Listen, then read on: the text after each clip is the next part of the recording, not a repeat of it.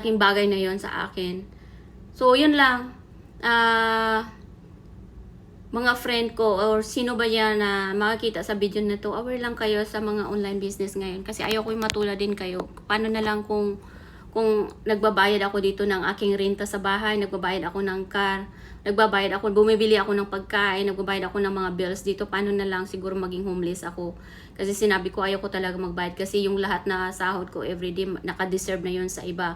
Kaya hindi ako basta-basta nag-uutang kasi ayoko yung may babayaran ako na mayroon pala akong ibang bills na babayaran monthly. So, ayun lang mga people. Yan, stressing out. Hanggang ngayon, stress pa rin ako. Magto 2 weeks na.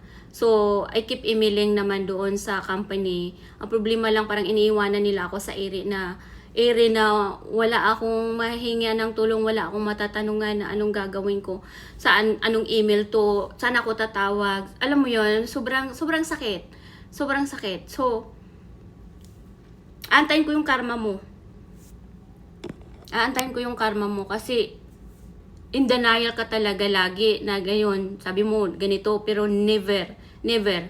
Alam ni God yan. Alam ni God yan, sinabi ko sa'yo. Tandaan mo yan.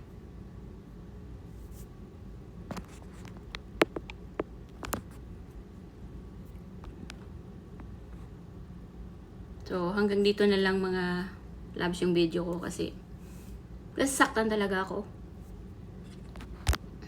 Hindi ko deserve yun na pinaghirapan mo yung pera mo tapos kukunin lang sa'yo na without explanation, without saying na